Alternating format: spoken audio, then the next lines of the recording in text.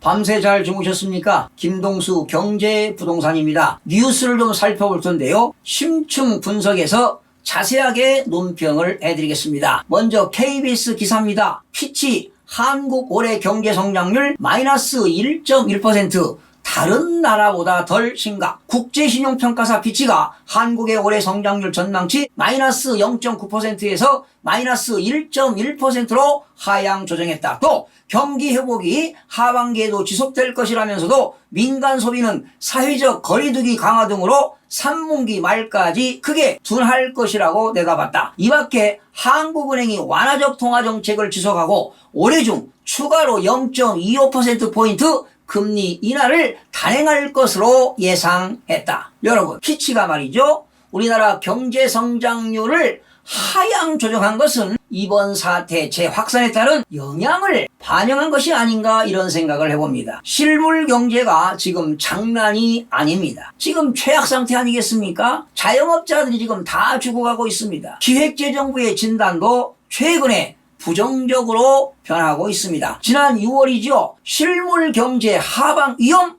다소 완화되는 모습이라고 평가했는데요. 7월에는 실물 경제의 불확실성이 높은 상황이라고 판단했습니다. 8월에는 실물 경제의 불확실성이 지속되고 있다고 언급하더니 9월에는 실물 경제의 불확실성이 확대되고 있다로 바뀌었습니다. 그렇다면 내수 침체가 심화되어 올해 물가 상승률이 한국은행 목표치인 2%를 크게 밑돌 것이라고 예상이 되고요. 기준금리를 0.5%로 동결시키거나 아니면 0.25%로 추가 인하할 가능성도 있어 보입니다. 이번 사태 재확산이 지속되어 사회적 거리두기를 강화한다면 4, 4분기까지 성장률에 큰 위험 요인이 될 수도 있습니다. 개인적인 생각인데요. 경제 성장률이 마이너스 2% 후반까지도 떨어지지 않을까 이런 예상을 해봅니다. 8월중 은행 가계대출은 전월에 비해 증가 규모가 크게 확대. 주택담보대출은 주택 매매라든가 전세, 관련 자금 수요 등으로 증가 규모가 확대되어 2020년 7월에 4조 원에서 8월에 6조 1천억 원으로 증가했습니다. 기타 대출은 주택자금 수요에 주식 투자라든가 생활자금 수요 등이 가세하면서 증가폭이 확대되었고요. 7월에는 3조 7천억 원에서 8월에 5조 7천억 원으로 증가가 되었습니다. 여러분 도표를 보시면 나와 있지만 가계대출 보시지요. 2020년 7월에 7조 6천억 원에서 8월에 11조 7천억 원입니다. 주택담보대출은 7월에 4조 원에서 8월에 6조 1천억 원, 기타 대출은 7월에 3조 7천억 원에서 8월에 5조 7천억 원으로 증가했습니다. 여러분, 지난달 8월 가계대출이 그야말로 11조 7천억 원으로 폭발적으로 늘었습니다. 관련 통계가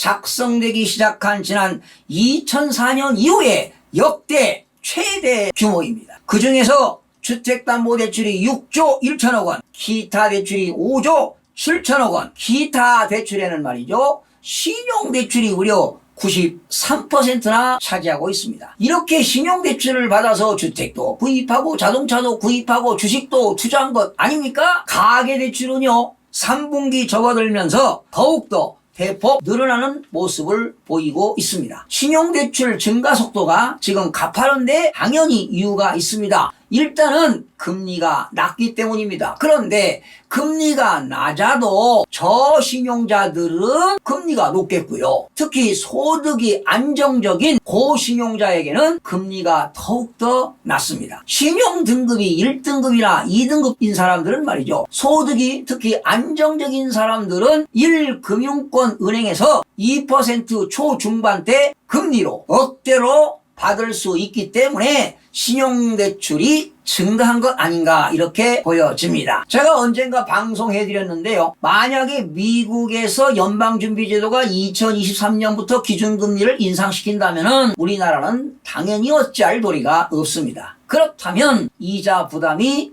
커지겠죠? 미리미리 대비하시기 바랍니다. 서울경제 기사입니다. 지방 30평 첫 15억 돌파. 정부 찍은 투기 과열지구서 나왔다. 했다. 대구의 강남이라고 불리는 수성구 범어동에서 30평대 아파트가 지난달 말 대출 금지선인 15억을 넘는 가격에 매매됐다. 지방광역시에서 30평대가 10억 원을 넘어선 사례는 여럿 있지만 15억 원은 이번이 처음이다. 범어동 신축 아파트 빌리브 범어 전용 85제곱미터가 15억 3천만 원에 거래됐다. 입주한 지 얼마 되지 않은 신축인데다가 인근에 초, 중등 고등학교가 있어 학부모들이 수요가 높은 단지라고 설명했다. 현재 해당 평형의 호가는 16억 원까지 올라와 있다. 이번 매매 거래는 지방광역시 중형 평수에서 나온 첫 15억 원 이상 거래라는 점에서 관심이 쏠린다. 여러분, 지방광역시인 이렇게 대구 수성구 범어동에서 84.9692제곱미터 아파트가 15억 원대 거래가 이루어진 것은 이례적인 일입니다. 현재로서는 국토교통부 실거래가 공개 시스템에 들어가 보니까 현재 자료는 없습니다. 제가 거래 상황을 계속 모니터링을 해 보겠습니다. 왜 이렇게 가격이 비쌀까요? 대구의 강남이라고 불리는 대구 수성구는 유일하게 투기 과열지구입니다. 젊은 학부모들의 교육 열기와 신축 아파트 선호도가 높다 보니 공급은 한정되어 있고 수요가 증가하다 보니 아파트 가격이 하늘높이 치솟고 있는 거라고 생각이 들어갑니다. 그래도 그렇지 말이죠. 집값이 너무하지 않습니까? 6개 광역도시에서는 정주 여건이 양호하고 우수한 학군이 몰린 지역은 집값 상승이 이어질 것으로 보이는데요. 국토교통부 실거래가를 조사해 보았습니다. 대구광역시 수성구 범어동 빌리브 범어입니다. 자, 전용 면적은 84.9692제곱미터가 되겠고요. 건축 연도는 지난 2019년이 되겠습니다. 2019년도 10월 23일 날 10억 4천에 거래가 되었습니다. 그리고 11월 16일 역시 10억 7,500만 원 거래가 되었는데 2000년 들어 3월 5일에 역시 10억 9천. 크나큰 변동이 없었죠. 그러다가 지난 2020년 7월 7일 13억 원으로 껑충 올랐습니다. 그리고 2020년 7월 9일 12억 8천만 원까지 떨어졌다가 지난 7월 29일 날 13억 5천만 원에 한 건이 거래가 되었습니다. 그래서 조사해보니까 올해 8개월 동안에 이 빌리브 범어는 24%가 인상을 했는데요. 227세대로 작은 단지입니다. 그런데 올 들어 8개월 동안 24%가 인상이 되었고요. 지난해에는 제가 말씀드린 대로 총 2건 거래가 발생했고요. 올해 들어서는 총 4건 거래가 발생된 것을 전해드립니다. 그러니 도표를 보시면 총 몇 건입니까? 2019년도와 현재 2020년도 들어서 총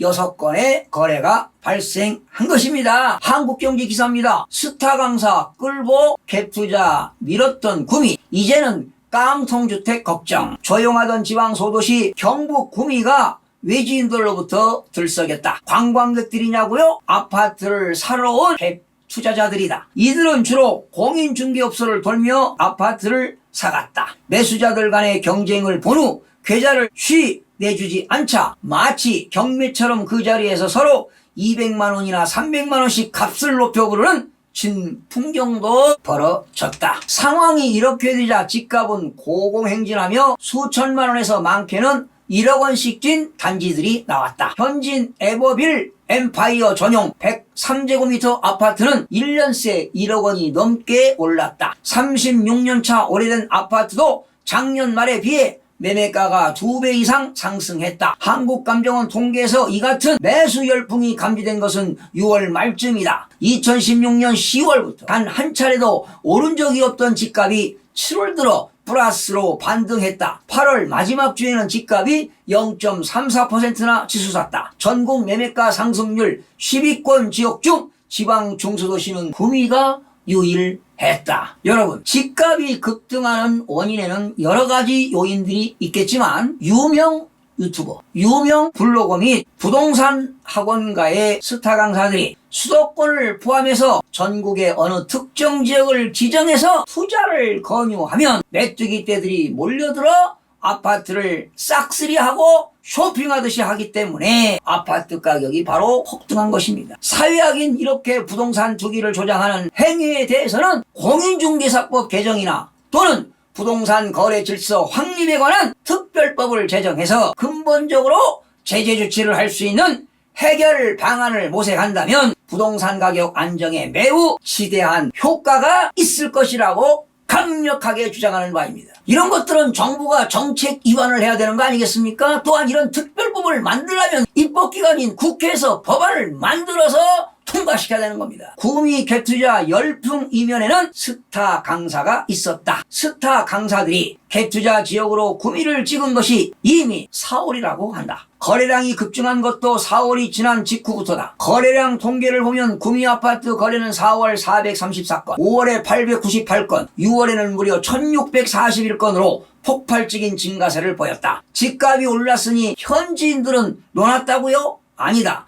710 대책이 나오면서 분위기가 급변했다. 갭 투자자들이 지방주택을 정리하려는 움직임이 확산되면서 수천만 원씩 기본으로 뛰었던 분양권 프리미엄은 제로로 주저앉았다. 한 전업 투자자는 갑자기 세 부담이 너무 커지니 다주택자들이 대부분 올해 안에는 지방주택을 정리하려는 분위기라고 전했다. 여러분, 투자자들은 험난한 길이 예상이 됩니다. 비생산적인 일 아니겠습니까? 일하지 않고 쉽게 돈벌이에 나서는 메뚜기 떼들, 국민들에게 고통을 안겨주는 사회 악입니다. 얼마나 많은 사람들이 집값 상승으로 근로 의욕 상실과 소외감으로 잠을 이루지 못하고 있는 것을 알고 있습니까? 앞으로 지방주택시장이 서서히 꺼져갈 것이며 한파가 몰아치지 않을까 생각이 들어갑니다. 시청해주신 여러분 고맙습니다. 최선을 다하겠습니다. 마음이 드셨다면 구독, 좋아요 꼭 부탁드리겠습니다.